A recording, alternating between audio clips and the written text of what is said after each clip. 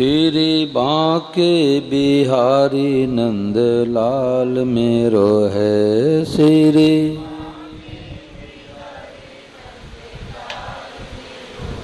गोविंद मेरो है गोपाल मेरो है गोविंद।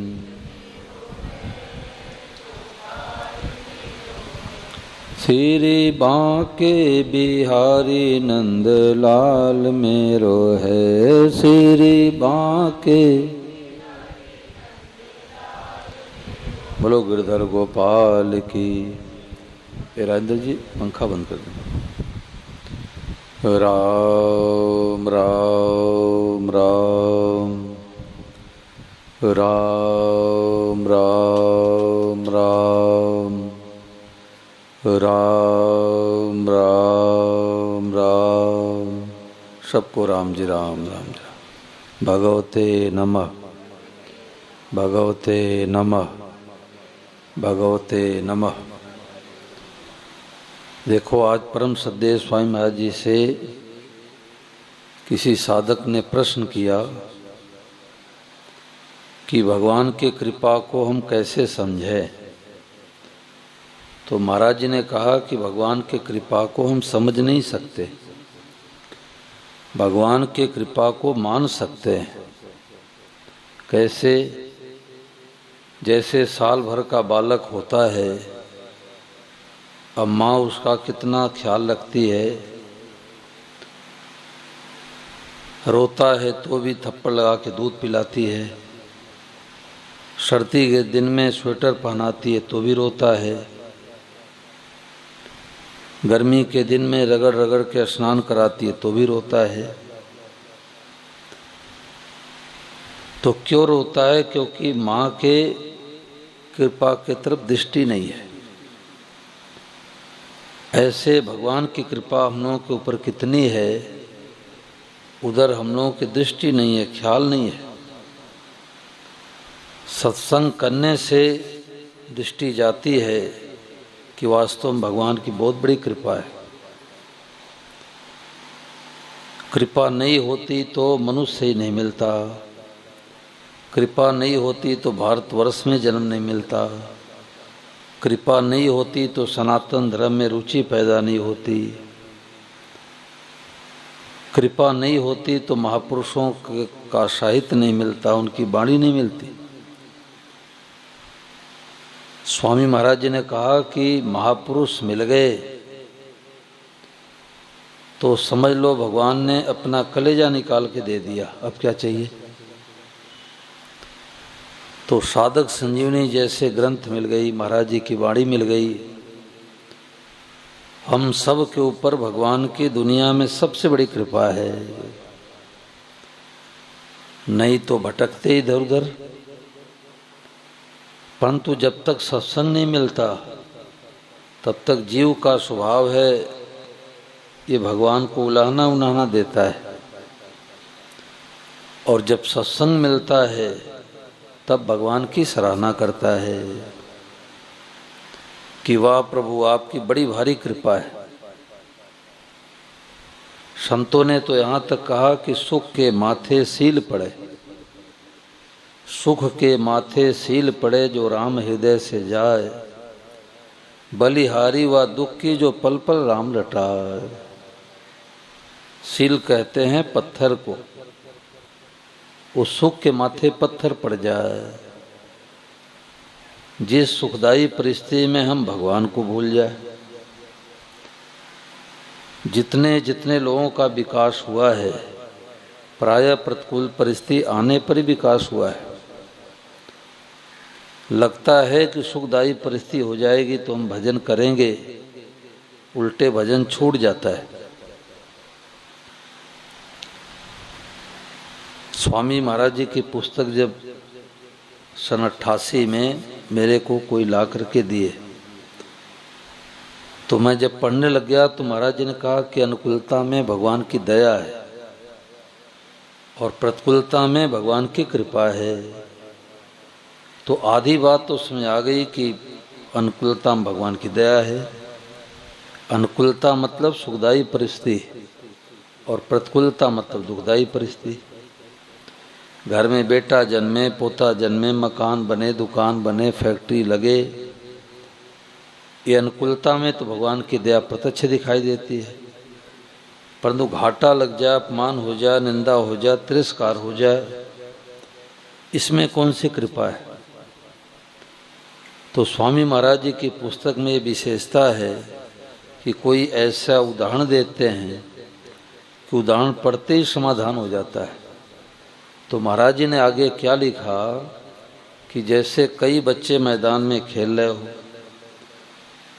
और माँ के हृदय में दया उमड़े कि बच्चा कुछ खाया पिया नहीं, चला गया खेलने के लिए, बीमार पड़ जाएगा। तो संसार में सबसे दयालु माँ होती है। माँ से बढ़कर के संसार में कोई दयालु नहीं होता। पिता में उतनी दया नहीं होती जितनी माँ में दया होती है। भगवान के बाद दूसरा नंबर माँ का ही आता है। इसलिए शास्त्रों में कई 100 गुना, कई 1000 गुना पिता से बढ़कर के माँ का दर्जा बताया गया है। तो आगे महाराज जी ने कहा, कई बच्चे खेल रहे हो और खेलते बच्चों को देख करके माँ को दया जाए, तो लड्डू लेकर के जाती है। अब देखती है कि कई बच्चे खेल रहे हैं, तो आधा लड्डू फोड़ करके अपने बेटे को देखती है और आधे लड्डू को फोड़ फोड़ करके सब बच्चों के हाथ में पकड़ा देती है।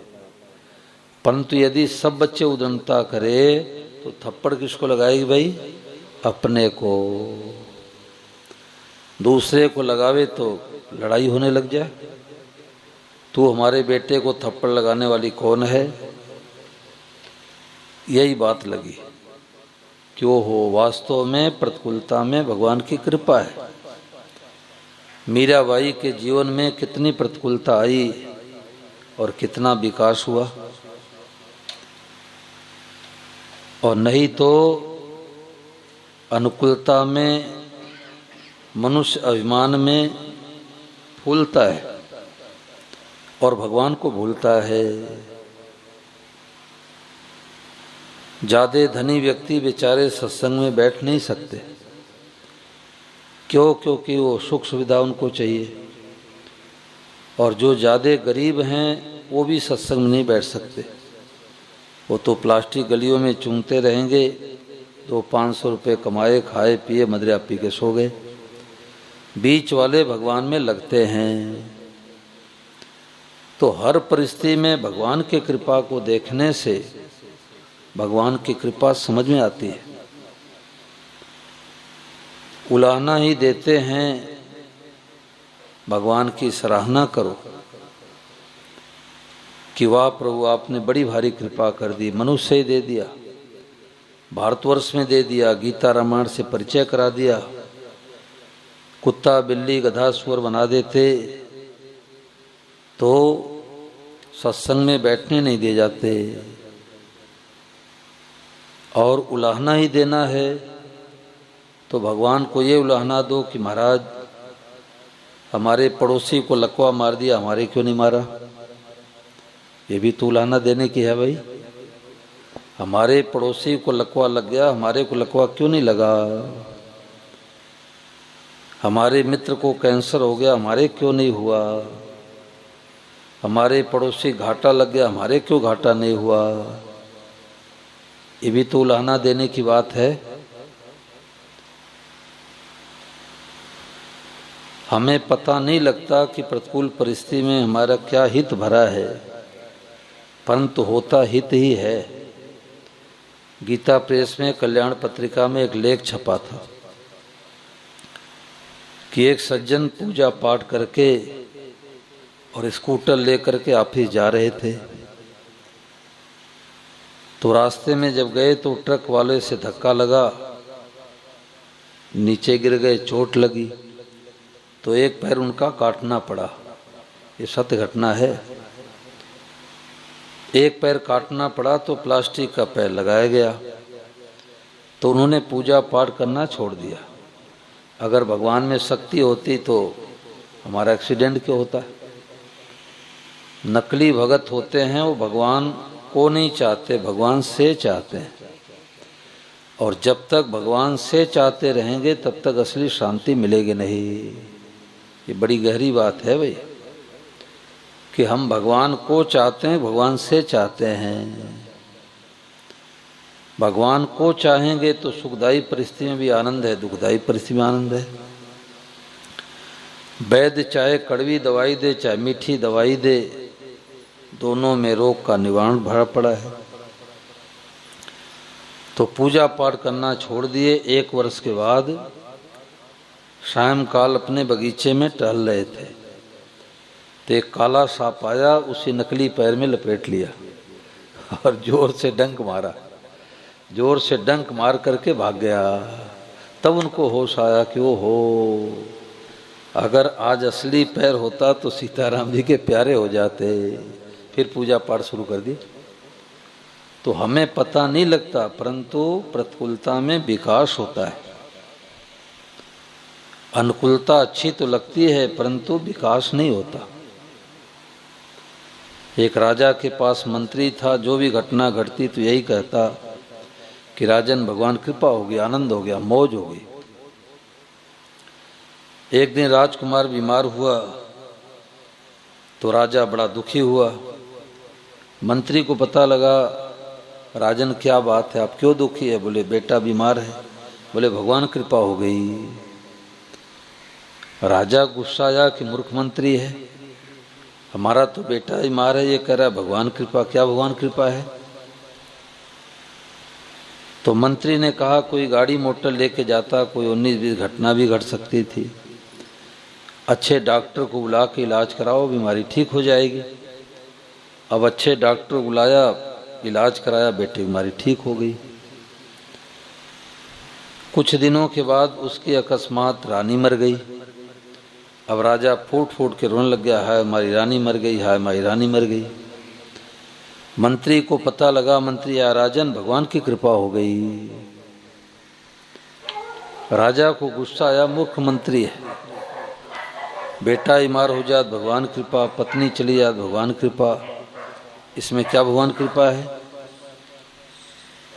तो मंत्री ने कहा कि राजन आपने उसको मारा नहीं, उसने आत्महत्या सुसाइड किया नहीं। गिनती के श्वास मिले थे, श्वास खत्म होते ही चट चली गई। अब रोने से क्या फ़ायदा? उसके पीछे गरीब बच्चों को मिठाइयाँ बांटो, गीता रामायण भागवत का पाठ कराओ, जो कराना चाहिए वो कराओ। अगर रोने से रानी जीत हो जाए तो हम भी आपकी सहायता करें, हम भी रोने लग जाए। राजा ने सोचा बात तो ठीक है, रोने से तो रानी आने वाली है नहीं। कुछ दिनों के बाद एक तलवार खरीद के मंत्री महोदय लाए। राजा उसका धार देखने लग गया तो उंगलियों के 2 टुकड़े हो गए। अब राजा फूट फूट के रोने लग गया कि हाय हमारी उंगली कट गई, हाय हमारी उंगली कट गई। मंत्री को पता लगा, मंत्री आते ही बोला, राजन भगवान कृपा हो गई, भगवान का मंगल विधान है, आनंद हो गया, मौज हो गई। राजा को गुस्सा आया, मूर्ख मंत्री है, इसको देश से बाहर निकालो। बेटा बीमार हो जाए भगवान कृपा, घाटा लग जाए भगवान कृपा, पत्नी चली जाए भगवान कृपा, उंगली कट जाए भगवान कृपा, एक खाक भगवान कृपा है। सेवकों ने धक्का दे करके देश से बाहर निकाल दिया। अब वो तो प्रसन्न मुद्रा में कहते हुए गया, भगवान कृपा हो गई, भगवान कृपा होगी, भगवान का मंगल में विधान है। इधर क्या हुआ कि राजा शिकार खेलने के लिए जंगल में गया। डकैत लोग इंतजार कर रहे थे, कोई 32 की बलि चढ़ावे। हम मनुष्यों के 32 दांत होते ऊपर नीचे मिला के। तो जो तामसी होते हैं, तामसी प्रवृत्ति के, वो जीव हत्या कर देते हैं। बकरे को मार दो, मुर्गे को मार दो, भैरों को, बाबा को शराब चढ़ा दो, ये सब तामसी पूजा, इससे नुकसान ही होता है। किसी भी जीव की हत्या करना पाप है। तो अब डकैतों ने पकड़ लिया राजा को, किसी को बलि चढ़ाएंगे, जिसे डकैती मारे तो पकड़े नहीं जावे। तो डकैतों ने पूछा कि तुम्हारे पत्नी है? बोले पत्नी तो मर गई। साथियों ने कहा देखो ये मरने से डरता है इसलिए झूठ बोलता है, देखो कहीं इसका अंग भंग तो नहीं है। अरे इसकी तो 9 उंगलियां, 1 उंगली कटी है, छोड़ो छोड़ो ये तो बलि देने योग्य नहीं है। अब राजा को होश हुआ कि ओ हो, अगर उंगली कटी नहीं होती, रानी मरी नहीं होती तो आज तो गला ही कटने का नंबर आ जाता। अब जल्दी जल्दी आया, सेवकों को दौड़ाया कि समझदार मंत्री को ढूंढ के लाओ। अब मंत्री को गए, घोड़े पर चढ़ करके बैठा के लेके आए। मंत्री आते ही कहने लगे राजन भगवान कृपा होगी, भगवान कृपा होगी। राजा ने कहा हमारे को तो बात सुन आ गई कि हर परिस्थिति में भगवान की कृपा है, परंतु एक बात सुनी आई कि जिस समय तुमको धक्का दे के देश से बाहर निकाला, तुमको रोना चाहिए, गिड़ाना चाहिए, दुखी होना चाहिए, परंतु तुम तो प्रसन्न मुद्रा में हंसते हुए गए कि भगवान कृपा होगी। क्या भगवान कृपा है? देश से बाहर जाने में क्या कृपा है? तो मंत्री महोदय कहने लगे कि राजन आप शिकार खेलने के लिए जाते तो हमारे को ले आते, नहीं ले जाते? बोले बिल्कुल ले जाता। आपका घोड़ा तेज था तो क्या हमारा घोड़ा कमजोर होता? बोले नहीं नहीं, दोनों घोड़ा तेज होता है। तो हम दोनों डकैतों के चंगुल पर जाते, और आपकी तो पत्नी नहीं, आपकी उंगली भी कटी हुई और हमारे घर में पत्नी मौजूद, हमारे कोई अंग भंग नहीं है, तो आप तो बच जाते, हमारा गला कट जाता। बोलो गिरधर गोपाल की। तो भगवान ने कृपा नहीं किया तो क्या किया? भगवान प्रतिकूलता भेज करके चेताते हैं कि तुम हमारे तरफ आओ, क्योंकि दुख में सुमिरन सब करे, सुख में करे न कोय, और जो सुख में सुमिरन करे तो दुख काहे को हो। वृंदावन में एक माता जी मिली, वो स्वामी महाराज जी के सत्संगी। तो उन्होंने 1 मिनट में अपनी बात बताई। बोले कि हमारे विवाह के 1 वर्ष पूरे नहीं हुए थे, पति देव चले गए संसार से, तो मैं तो अपने को अनाथ मान ली। किसी ने कहा कि एक महात्मा जी आए हैं, स्वामी जी श्री राम सुखदास जी महाराज, चल तू सत्संग में, तुम्हारे को शांति मिलेगी। अब वो बिना मन की गई, अब हमारे जीवन में दुखों का पहाड़ आ गया। तो स्वामी महाराज जी से एकांत मिली। उसने कहा महाराज जी मैं तो अनाथ हो गई, हमारे पतिदेव चले गए। तो देखो स्वामी महाराज ने क्या उत्तर दिया। हर कोई ये सटीक उत्तर नहीं दे सकता। स्वामी जी महाराज महापुरुष ठहरे। महाराज जी ने कहा रे भाई, अनाथ कौन है? जिनको सत्संग नहीं मिला। जिनको सत्संग मिल गया वो सनाथ हो गए। अनाथ कैसे हैं? अनाथ तो हैं जिन्होंने भगवान संबंध नहीं जोड़ा, वो अनाथ हैं, और जिन्होंने भगवान से संबंध जोड़ लिया वो सनाथ है। वो महाराज जी के साथ में कई सत्संगी रहते थे, तो वो भी रहती पूरी गीता कंठस्थ हो गया, और अभी भी वृंदावन सत्संग में आती है। तो प्रतिकूलता अगर नहीं आई होती तो इतना विकास नहीं होता, वही बेटा बेटी पोता पोती में रह जाती। तो लगता है अनुकूलता अच्छी लगती है, परंतु प्रतिकूलता में विकास होता है। तो हर परिस्थिति में भगवान की कृपा को जो माने वही भगवान का असली भगत होता है। देखो असली बातें सुनने वाले भी कम हैं, सुनाने वाले भी कम हैं। श्री आनंद जी महाराज बड़े त्यागी संत हैं, 35 साल महाराज जी के साथ में रहे। उन्होंने कहा कि हमारे भाई विदेश में गए थे तो 14 साल बाद आए, और उन्होंने कहा कि इंजीनियरिंग की पढ़ाई की। बोले मैं विदेश जा रहा हूँ तो 28 साल बाद आऊँगा। होता है, सत्संग नहीं मिलता तो यही दशा होती है। अब कुछ ऐसे परिस्थितियाँ बनी कि 7 महीने के अंदर लगभग ठाकुर जी ठोकर मार दिए। महाराज जी के पास आए तो आ ही रह गए। एयरपोर्ट पर घर वाले लेने के लिए गए, वो उनसे आंखें बचा करके और महाराज जी के पास आ गए। तो बड़ी कड़ी बातें भी कह देते हैं। इतनी कड़ी बात कहने वाला मैंने संत देखा नहीं। एक जगह जनरेटर आने में विलंब हुआ, उत्तर प्रदेश की बात है। तो एक मास्टर साहब आयोजक थे, तो विलम्ब हुआ तो श्री आनंद महाराज बोले, मास्टर साहब बहुत बढ़िया बात बताता हूँ। बोले बताओ महाराज। बोले जिसके बात का पता नहीं उसके बाप का भी पता नहीं है। बताओ सती जी, जिसके बात का पता नहीं है, समय का ध्यान नहीं देता, उसके बाप का भी पता नहीं है। कितनी कड़ी बात कह दी। ओबरा उत्तर प्रदेश थर्मल पावर में कथा हो रही थी। तो क्या हुआ कि बगल में रामचरित मानस भवन बना था। तो श्री आनंद महाराज का स्वभाव था कि वो एकांत में जाके बैठते हैं प्रायः। तो एक दो साथ वाले थे, बोले चलो अपने रामचरित मानस भवन में बैठ करके थोड़ा ध्यान करते हैं। तो साथ वाले जो वो थे वहाँ के लोग, तो बोले महाराज थोड़े साफ सफाई कर दें फिर आप चलो। तो साफ सफाई होने लग गई तो उसमें शराब की बोतलें निकलने लग गई। तो महाराज ने कहा भाई रामचरित मानस भवन में शराब की बोतल कैसे आई? तो उन्होंने कहा महाराज जी आयोजक जो होते हैं वो विवाह शादी वालों को बुक कर देते हैं। अब विवाह शादी में तो पीना खाना स्वाभाविक है। तो श्री आनंद महाराज कुछ नहीं बोले। जब मंच पर बैठे तो बोले आयोजकों के बुद्धि में कुत्ता मुत गया। आयोजकों की बुद्धि में कुत्ता मुत गया। बना तो दिए रामचरित मानस भवन और शराब की बोतलें निकल रही है। बड़ी कड़ी बात वो कह देते। एक चोखानी करके कलकत्ता के थे, उनका सही रहा नहीं, बहुत पैसे वाले थे। तो शुरू में कथाएं उतनी होती नहीं थी, तो मेरे से कहते थे कि महाराज जी कार्यक्रम गांव-गांव में बनाओ, जो पैसे होगा बता दिया करो, मैं भिजवा दिया करूँगा। तो कई गांव में ऐसे कथा हुई। पहले लोगों को उतना पता नहीं था। अब तो उनके 2-2, 3-3 साल कार्यक्रम बने रहते हैं। तो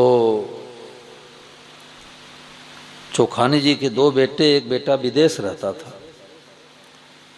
और कोई एक्सीडेंट में उसका सही पूरा हो गया। तो पत्नी का तो सुनते ही दांत बैठ गए, बेहोशी में आ गई। चोखानी जी को जब पता लगा तो उन्होंने कहा कि श्री आनंद महाराज से बात कराओ, संतों से शांति मिलती है। तो उन्होंने कहा कि महाराज जो छोटा वाला वो मोनू क्या नाम से था, उसका सही पूरा हो गया, एयरपोर्ट से आ रहा है उसका शरीर। तो देखो कहने वाले कितने कड़े बात कह दी। उन्होंने कहा कि राम जी भगवान कृपा हो गई, आ जाओ सबको लिवा के ऋषिकेश आ जाओ। 3 महीने गीता भवन ऋषिकेश में रहे। पत्नी को शांति मिल गई, उन लोगों को सत्संग मिला। अब प्रश्न उठता है कि बेटा चला गया तो कृपा क्या है भाई? कि जन्म में बेटा बेटी नहीं गए, करोड़ों अरबों बेटा बेटी मिले, कोई टिके क्या? तो लोग सोचते हैं बेटा हो गया, खूब धनी हो गया, इसके ऊपर भगवान कृपा है। ये कृपा नहीं है। कृपा तो ये है कि मन भगवान में जावे, मन भगवान में जावे, हमारा आचरण शुद्ध हो जाए, खान पान शुद्ध हो जाए, भगवान के बिना रहा न जाए, ये भगवान की कृपा है। धन तो वेश्या के पास भी हो जाता है, जुआड़ी शराबी के पास भी धन हो जाता है, और धन तो एक कौड़ी साथ में चलता नहीं। चाहे झोपड़पट्टी वाला हो, चाहे धनी व्यक्ति हो, कफन में जेब तो अभी तक लगा नहीं। तो हर परिस्थिति में भगवान की कृपा है, परंतु पता कब लगता है? जब सत्संग जीवन में करते हैं। और जितने सुसाइड आत्महत्या करते हैं न सत्संग करने वाले ही करते हैं। उनके जीवन प्रतिकूलता आई तो उनको यही रास्ता दिखता है कि मैं मर जाऊं तो सुखी हो जाऊं, और मर करके अधम योनियों में चले जाते हैं। और सत्संगी के जीवन में प्रतिकूलता आती है तो भगवान की तरफ बढ़ता है, भगवान की तरफ बढ़ता है। और भगवान इसीलिए प्रतिकूलता भेजते हैं कि तुम आ जाओ, हमारी तरफ आ जाओ, संसार में बहुत रच पच गए, अब हमारे तरफ आ जाओ। अब इसमें कोई बात पूछो भाई। जो सार बातें चली है कि भगवान की कृपा कैसे समझ में आवे, तो महाराज जी ने कहा कि भगवान कृपा को मानने से कृपा समझ आती है। बताओ राजीव जी, कोई बात पूछो।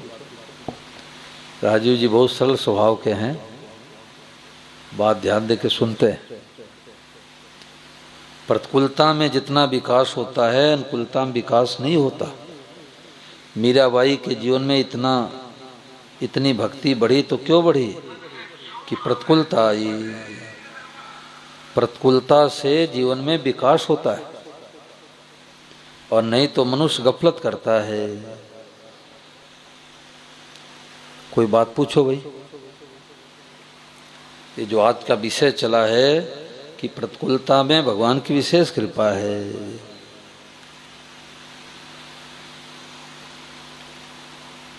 अनुकूलता प्रतिकूलता दोनों में सम रहो, मंगलमय विधान मान लो, बस हो गया भजन।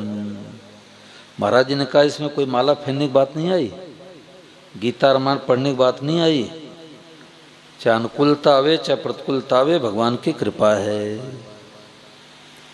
तो सुखदायी परिस्थिति में भगवान की दया है और दुखदायी परिस्थिति में भगवान की कृपा है। माँ बच्चे को दूध पिलाती है, ये दया है, और थप्पड़ लगाती है, कृपा है।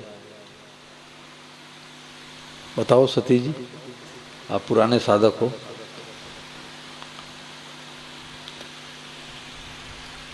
हर परिस्थिति में भगवान कृपा।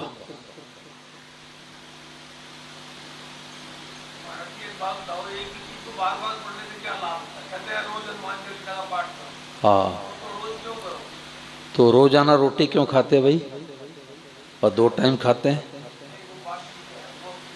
साल महीने भर में एक आध बार रोटी खा लो, रोजाना रोटी क्यों खाते हैं?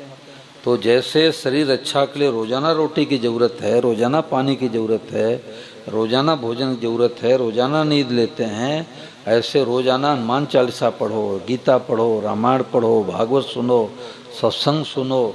दिन में 2 समय भोजन करते, 2 समय सत्संग करो। भीतर में हमारी भावना कमज़ोर होने कारण से ये मन में आती है कि रोजाना हनुमान चालीसा क्यों पढ़े, रोजाना गीता का पाठ क्यों करे, रोजाना रुपया क्यों कमावे भाई? साल में 1 बार 2 बार कमा लो, रोजाना रुपया क्यों कमाते हैं? तो रुपया तो रोजाना कमाएंगे और भजन कभी कभी करे। तो इसका मतलब रुचि किसमें बताओ? रुपये में रुचि है? तो मनुष्य से मिला है भगवान से प्रेम करने के लिए, भगवान की प्राप्ति करने के लिए। किसी साधक ने स्वामी महाराज से पूछा, बहुत सुंदर आपने अरुण जी ने प्रश्न किया। पूछते एक हैं, कईयों को लाभ मिलता है, पूछने वाला महान होता है। तो महाराज जी ने कहा कि महाराज जी से एक साधक ने पूछा कि महाराज जी हमने भगवान समन जोड़ लिया, भगवान के शरण हो गए, तो अब तो माला फेरने की जरूरत नहीं है, रामायण गीता का पाठ करने की जरूरत नहीं है। तो महाराज ने कहा तुम्हारी नीयत खराब है, तुम्हें गीता रामायण पाठ करना बोझा लगता है, बोझा लगता है, इसलिए तुम्हें दिक्कत आती है। जिस चीज में रुचि होती है वो स्वतः होता है, उकताता है क्या? मन नहीं लगता तो सत्संग में बैठना मुश्किल हो जाता है, और सिनेमा हॉल में 3 घंटे बैठता है, पता नहीं लगता कब 3 घंटे बीत गया। क्यों? उसमें रुचि है। तो जिसमें हमारी रुचि लगन होगी उसमें उकताहट नहीं होगी। उकताहट तभी आती है जब भीतर में लगन नहीं है, रुचि नहीं है। हैं?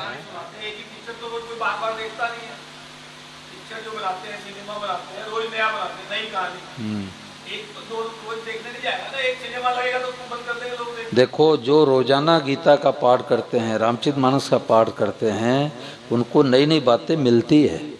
जो रोजाना सत्संग करते हैं उनको नई नई बातें मिलती है।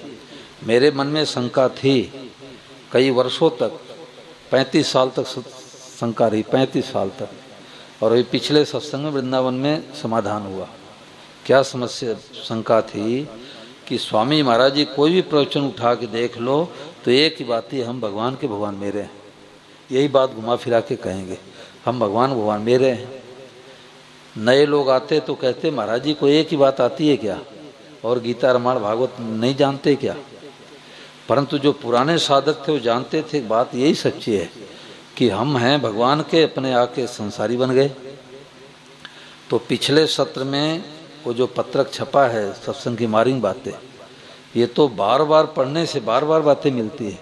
तो उसमें एक बात श्री धवन जी ने कही, उन्होंने कहा कि जैसे राम राम करना दोषी नहीं है, बार बार राम राम करते हैं, ऐसे सत्संग की बातों को बार बार दोहराना दोषी नहीं है।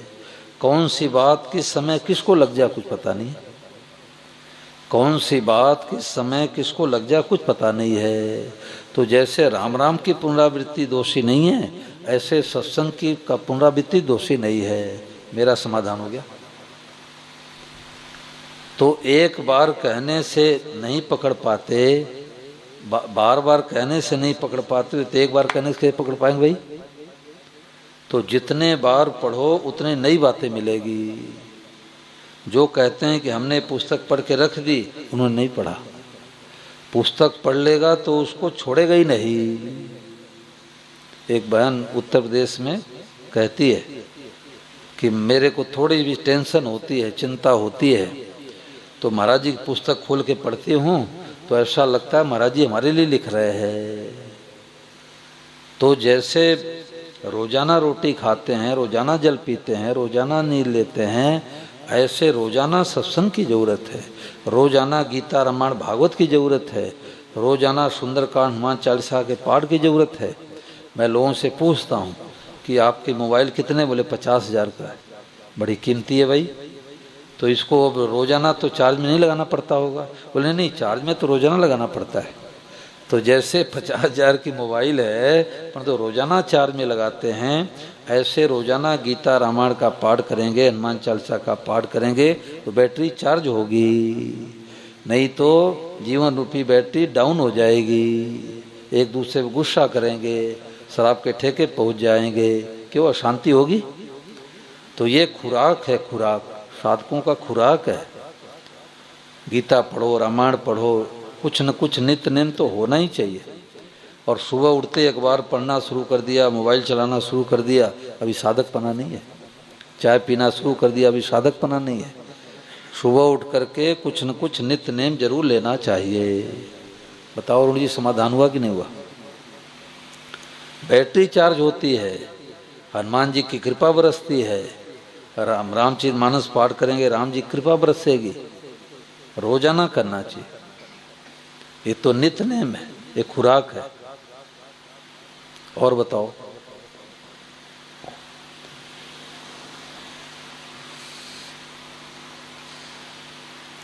अब देखो सत्संग पूरा होने वाला है, तो ये भगत जी आए हैं, अब कैसे लाभ मिलेगा? है ट्रेन 5 बजे ट्रेन है तो 4:30 बजे पहुंच जाएंगे, और सत्संग में 6:06 पर आएंगे। और बातें तो निकल गई, पकड़ेंगे तो निहाल हो जाएंगे। हाँ, पकड़ेंगे तो निहाल हो जाएंगे। देखो, सत्संग को महत्व दिए बिना असली शांति जीवन में आएगी नहीं। असली शांति जीवन में आएगी नहीं। सत्संग तो खुराक है, खुराक। सत्संग जीवन का खुराक है। सत्संग से जीने की कला आती है, सत्संग से घर में शांति होती है, सत्संग में हम अपने कर्तव्य का पालन करने की शक्ति आती है कि बड़ों के साथ कैसा आदर करे, बड़ों के साथ कैसे बात करे। ये विद्या कहाँ से आती है? सत्संग से आती है। जितने आपस में खटपट होती है, कलह होता है, सत्संग न करने से। तो सत्संग करने से हर विद्या आती है, सत्संग करने शांति मिलती है। मत कीरत गति भूत भलाई, जब जे जतन जहाँ जे पाई, सो जाने उस सत्संग प्रभाव। मैं तो कहा करता हूँ कि लोग कहते हैं सत्संग से क्या होता है, मैं कहता हूँ सत्संग से ये जीव भूत प्रेत बनने से बच जाता है, क्योंकि उसके जीवन में दुखों का पहाड़ आ जाए, कभी आत्महत्या नहीं करेगा। ऋषिकेश में हम श्री आनंद महाराज और एक रिटायर हेड मास्टर थे, टहल रहे थे। तो उन्होंने कहा, महाराज हमारे 2 या 3 बेटे ऐसे बताए। बोले हमारे बेटे कहते, पिताजी ऋषिकेश में राम झूला है, उस पर चलने से ऐसे ऐसे डगमाता है। तो रेडी वगैरह पैदल के लोग आते हैं, गाड़ी मोटर नहीं आती। तो राम झूला, लक्ष्मण झूला, अब भरत झूला बन गया। तो गंगा जी को पार करने के लिए। तो उन्होंने कहा कि हमारे बच्चे कहते हैं कि पिताजी राम झूला से कूद जाओ गंगा जी में, आत्महत्या कर लो तो हम भाइयों की लड़ाई मिट जावे। अब देखो, अगर बेटे ऐसे कहें तो पिताजी गुस्से में आके कर ही देंगे। परंतु उन्होंने क्या उत्तर दिया? उन्होंने कहा कि मैंने कहा कि मैं स्वामी जी का सत्संगी हूँ, हमारे जीवन में दुखों का पहाड़ आ जाए मैं कभी आत्महत्या नहीं करूँगा। तो आज जितने आत्महत्याएं केस हो रहे हैं किस लिए? सत्संग नहीं करते। सत्संग नहीं करने से सब तरह का नुकसान है और एक सत्संग करने से सब तरह की शांति है, ये बात है। और कोई बात पूछो भाई, माताओं बहनों कोई बात पूछो।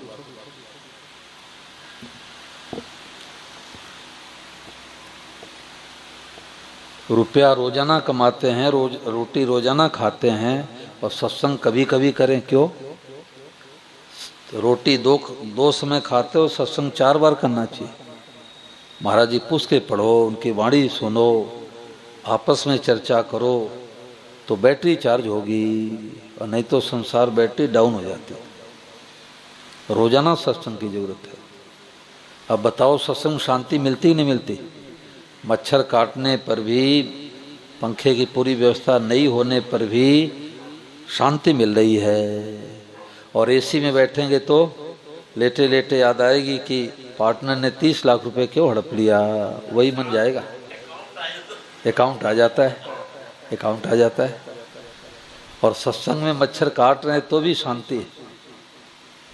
क्यों शांति है? कि जीव की मांग है, जीव की खुराक है। मिलता है सच्चा सुख केवल भगवान आपके चरणों में। तो सत्संग करने का तरीका क्या? महाराज जी पुस्तकें पढ़े। हमारे लीलाधर शर्मा जी हैं, कहीं कहीं आते हैं, हो सकता है यहाँ भी आवें, तो उनके पॉकेट में 1-2 पुस्तक जरूर पड़ी रहती है। ट्रेन में जाते हैं, बस में जाते हैं, निकाल के पढ़ने लग जाते हैं। पढ़ते शांति मिलती है महाराज जी की पुस्तकें, मामूली बात नहीं है। लोगों को पता नहीं है, इसलिए नींद की गोली खाते हैं। अगर पता लग जाए कि स्वामी राम सुखदास जी पुस्तकें असली टॉनिक है, असली शांति देने वाली है, तो उसको छोड़ नहीं सकते। रोटी भले छोड़ देंगे, पुस्तक नहीं छोड़ सकते। एक सज्जन हरियाणा मिले गांव में, तो बोले कि महाराज आपकी पुस्तक में सागर की मोती पुस्तक जितनी हो हमारे को दे दो। तुमने कहा भाई गांव में और सागर के मोती महाराज जी पुस्तक मांगने वाले कैसे आप आ गए? मैंने कहा आपको प्रेरणा कैसे मिली? तो जितना था 20, 30, 40, 50 उनको दिया गया। तो मैंने पूछा आपको प्रेरणा कैसे मिली? बोले हमारा पैर टूट गया था, अब पैर टूट गया तो बेड रेस्ट हुआ, तो कोई सत्संगी आए, बोले लो बैठे बैठे क्या करते हो, ये पुस्तक पढ़ो। अब जब पुस्तक में पढ़ा तो इतनी अच्छी लगी कि मैं ये पुस्तक बांटना शुरू कर दिया। अब बिना पढ़े क्या पता लगे? बिना पढ़े पता क्या लगे? महाराज जी की पुस्तक पढ़ते शांति मिलती है। एक बहन उत्तर प्रदेश में, उसके पति मिलिट्री में थे, तो 3 छोटे छोटे बेटे और ऊपर रस्से पर चढ़ रहे थे, ट्रेनिंग दिलाते रहते हैं। तो रस्सा कमज़ोर था, टूट गया, नीचे गिरे, छाती में चोट लगी और 5-6 महीने के अंदर सही पूरा हो गया। अब वो बहन बड़ी दुखी हुई, तो भाई के घर पर गई तो अलमारी में महाराज जी पुस्तक मिली, तो अक्षर बैठा बैठा के पढ़ने लग गई। तो महाराज जी की पुस्तक ये विशेषता, कोई सा भी पेज का कोई भी पन्ना, पुस्तक का कोई सा भी पेज खोलो तो ऐसा लगेगा महाराज जी हमारे लिए लिख रहे हैं। क्योंकि श्री धवन जी से महाराज जी ने कहा कि पुस्तकें समझ करके लिखना, और नहीं समझ आवे तो फिर हमारे से पूछो, और ये भाव बना करके लिखो कि पढ़ते ही पढ़ने वालों का कल्याण हो जाए। ये भाव छिपा था महाराज जी का, इसलिए महाराज जी की पुस्तकें शक्तिपात करती है, पढ़ने वाले के हृदय में छाप छोड़ देती है। तो अब वो बहन पढ़ते शांति मिली, तो अपने भैया से बोली भैया ये पुस्तक मैं लेके घर पर जाऊंगी, मेरे को बड़ी शांति मिल रही है। तो उसके भाई ऋषि के साथ आते थे महाराज जी पास, तो उन्होंने कहा बहन 1-2 पुस्तक और तू ले जा, पढ़ा कर, इससे तुम्हारे बहुत शांति मिलेगी। ये स्वामी महाराज बड़े उच्चकोट के महापुरुष हैं। अब वो पढ़ने लग गई, तो गर्मी के दिन में उसके भाई ऋषिकेश आ रहे थे, तो अपने सासू को साथ में लेकर के और वो आई और 15-18 दिन सत्संग सुनी। तो जाने लगी तो एक बात उसने कही, उसने कहा हमारे को तो बूढ़े स्वामी जी ने जिला दिया, नहीं तो मैं चिंता करते करते मर जाती। तो ये मामूली बात नहीं है। मैं तो कहा करता हूँ कि लोगों ने सोना चांदी हीरा जवाहरात को कीमती समझा है, वो कीमती नहीं है। असली कीमती है स्वामी जी महाराज जी की पुस्तकें। जिनको पुस्तकें मिल गई तो उनका भाग्य खुल गया। वो पत्रक में आया कि अभी भगवान भी स्वामी महाराज पुस्तकों का प्रचार चाहते हैं। तो श्री आनंद जी महाराज बड़े खोजी हैं, उन्होंने श्री धवन जी को फ़ोन किया कि आपके पास भगवान का फ़ोन आया था क्या? भगवान ने आके कहा क्या कि महाराज जी पुस्तकों की प्रचार की ज़्यादा आवश्यकता है? तो उन्होंने कहा कि स्वामी महाराज ने हमारे को एकांत में कहा था कि अभी हमारे पुस्तकों का प्रचार भगवान भी चाहते हैं। क्यों? बिल्कुल निष्काम भाव, दुनिया का हित हो जाए, दुनिया कल्याण हो जाए।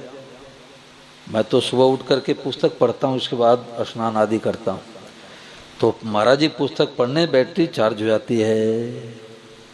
तो ये मामूली बात नहीं है, हमें साधारण बात दिखती है। स्वामी महाराज जी की बातें मिल जाए, महाराज जी की वाणी मिल जाए, ये कोई पूर्वजों की कृपा है। ये कोई हमारे माता पिता दादा दादी ने ऐसे पुण्य किए थे जो घर में बैठ करके गंगा जी आई हैं, महाराज जी की वाणी सुनने मिल रही है। हमारे को लोग मिलते हैं कि हम तो 70 साल की उम्र हो गई, जीवन ने पहली बार ये बात सुन रहे हूँ। ऐसे ऐसे लोग मिलते हैं। तो ये मामूली बात नहीं, भगवान की बड़ी भारी कृपा है। करोड़ों रुपए लगा करके कथा कराते हैं, नाच गाना धूम धड़ाका, ऐसी मारिंग बातें नहीं मिलती, क्योंकि वो बातें हम लोगों की है नहीं, वो बातें हैं स्वामी जी महाराज जी की। स्वामी महाराज जी ने 4 वर्ष की आयु में साधु बन गए, 102 वर्ष तक रह करके भूखे प्यासे रह के बोले वृंदावन में भरपेट रोटी नहीं मिली। अब तो जगह जगह लंगर लगने लग गए, खूब हलवा खीर मिलने लग गया। महाराज जी ने कहा कि युवा अवस्था थी, भूख लगती थी ज़्यादा, भिक्षा मिलती थी कम, और एक दीपक में 4 विद्यार्थी पढ़ते थे। अब बिजली थी नहीं 125 साल पहले, अब एक दीपक में 4-4 विद्यार्थी पढ़ते थे। तो इतनी प्रतिकूलता सह करके जो ज्ञान अर्जित करके पुस्तकों में दे दिया, और वो बातें वो पुस्तक हम लोगों को मिल गई, तो कमरा बंद करके नाचना चाहिए कि ओहो हमने कोई प्रयास किया नहीं, कोई तपस्या किया नहीं, कि भूखा प्यासा रहा नहीं, और ऐसी ऊंची बातें मिल गई। बोलो गिरधर गोपाल की। चलो अब सब 10-15 मिनट